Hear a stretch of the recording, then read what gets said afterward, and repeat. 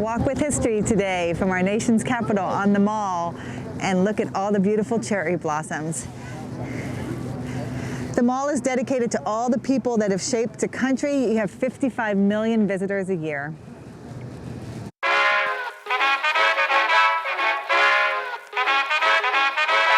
Out front of the Jefferson Memorial on the Mall, it's beautiful with the cherry blossoms all in bloom on the tidal basin.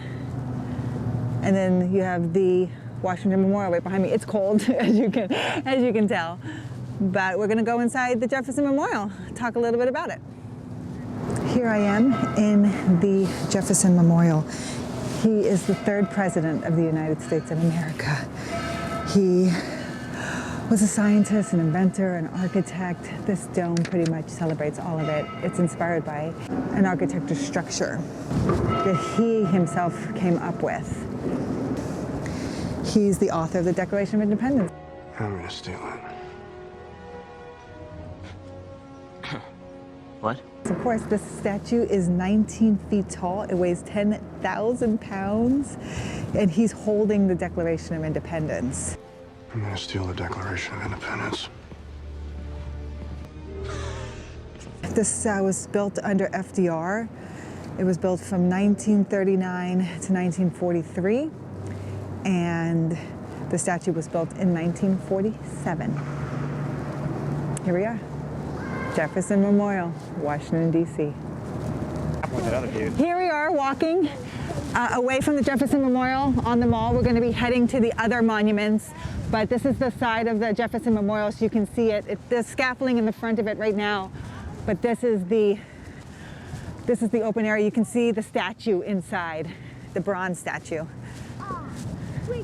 And the cherry blossoms are all around.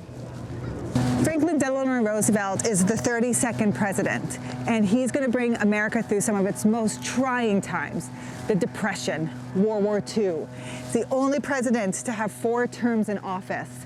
And after he has those 4 terms, the Constitution is then changed to make sure no president can serve more than 2 terms.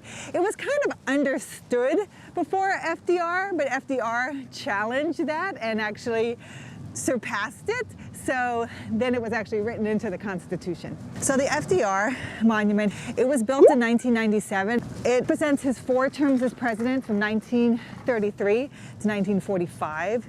There's 4 open air rooms, and each of those open air rooms represent those 4 terms of office. The first room is like a challenge of the Depression. The second room is with his dog, Follow the Dog.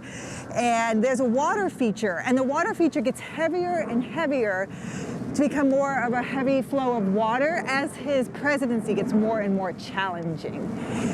There is one place where there has the speech, "I hate war," a campaign for re-election speech that he was giving, and he gave it in 1936. He gave it before America entered World War II, of course. I have seen the agony of mothers and wives. I hate war. And he gave it at the Chautauqua Institution Amphitheater in New York City, right by Jamestown, in the same general area where Lucille Ball's hometown is. So there's such a connection between all these people.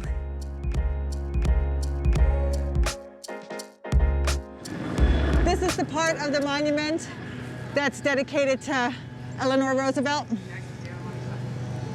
This represents the funeral, the death. Roosevelt died before the end of World War II, right at the very end.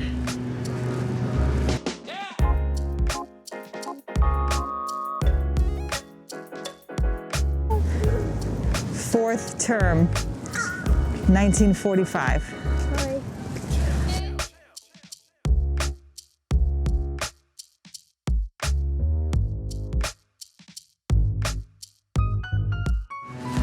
There's been some controversy around this Braille. People who are blind say it's actually spaced out too far and it doesn't read correctly.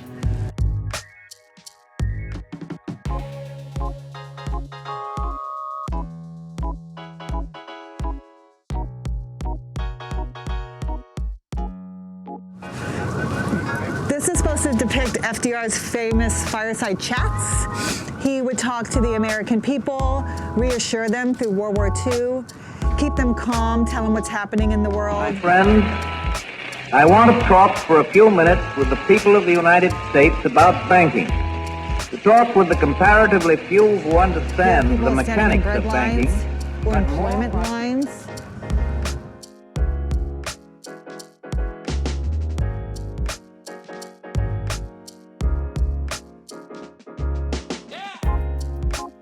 So this is the statue of Franklin Delano Roosevelt right by the front of the monument. And this was added in 2001 in the wheelchair. And it was added to depict him in the wheelchair because it was something that he didn't like to show to the American public. He felt it made him look vulnerable. But the American people and the people who built this monument felt like it actually gives people motivation, inspiration.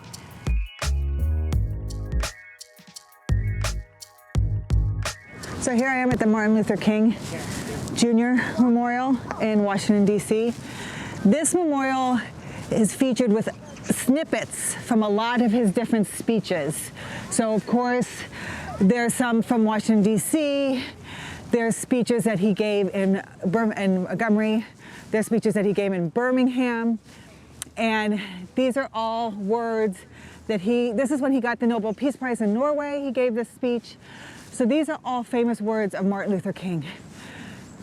And his most famous speech, of course, was on the steps of the Lincoln Memorial. Though we face the difficulties of today and tomorrow, I still have a dream. Yeah. It is a dream deeply rooted in the American dream. I have a dream that one day this nation will rise up and live out the true meaning of its creed. We hold these truths to be self-evident, that all men are created equal. I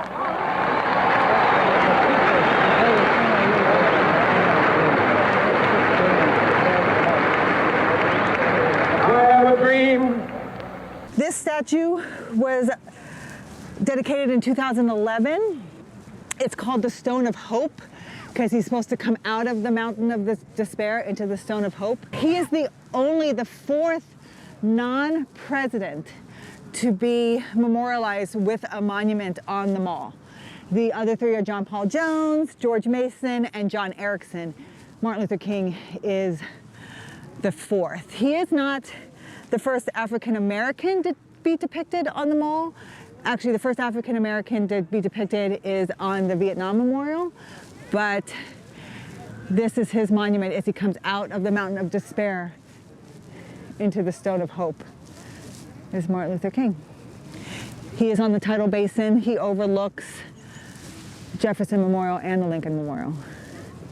The only criticism I've ever heard about this monument is that it's made of white, and to depict Martin Luther King in white.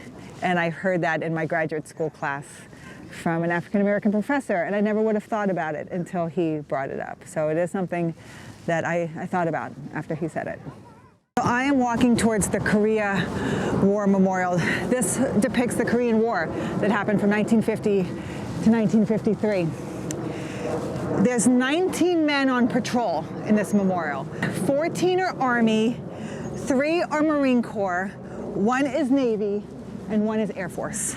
They represent the 1.5 million people who have served during that time in the Korean War. This was built from 1992 to 1995. At first, the person who won the right to build it was a Penn Stater in '86, but unfortunately it took too long to get it done, so it actually went on to another builder.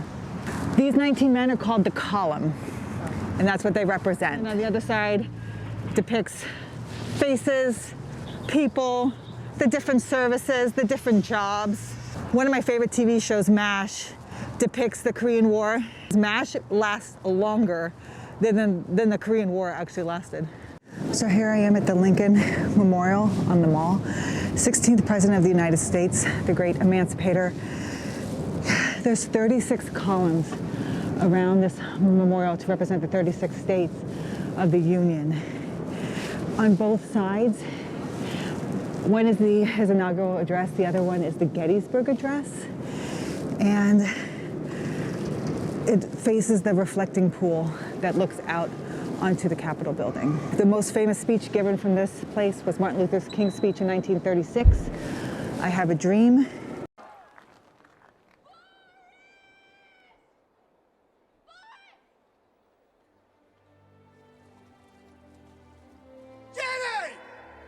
What's very interesting about the Lincoln Memorial is that President Taft actually signed the bill into law to build this memorial in 1912.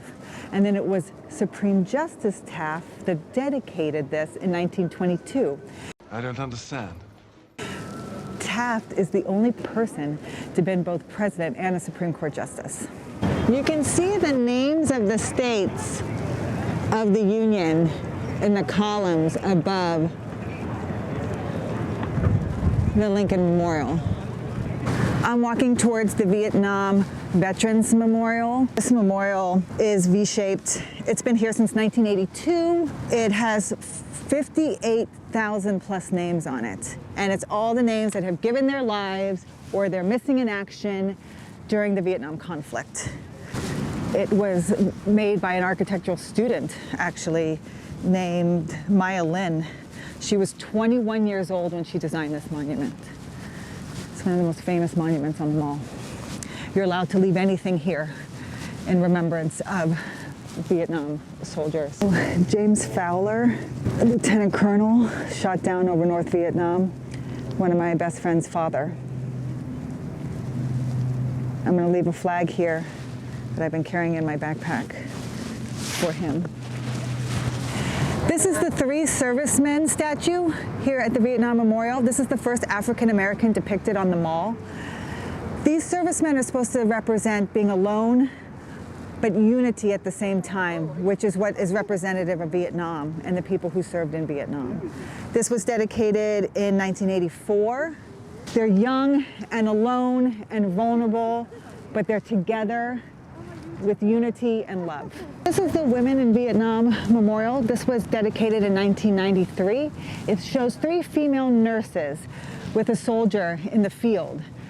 However, women in Vietnam were not in the field because they were not in combat roles at the time, unlike today.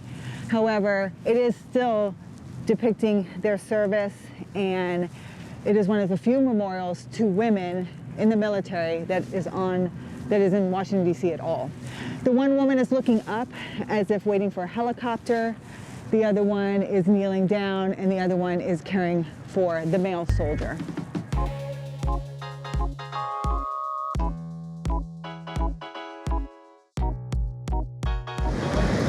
There's some ducks here on the mall. So here I am halfway. After you hit the Lincoln Memorial, you come to the World War II Memorial. So this memorial was dedicated in 2004. It has 2 pavilions that represent both fronts of World War II, the Pacific Front, the Atlantic Front. It has wreaths around the whole area, and they represent the 56 pillars. So they represent the states, the territories, and DC that were all involved in World War II. So there's 56 of them.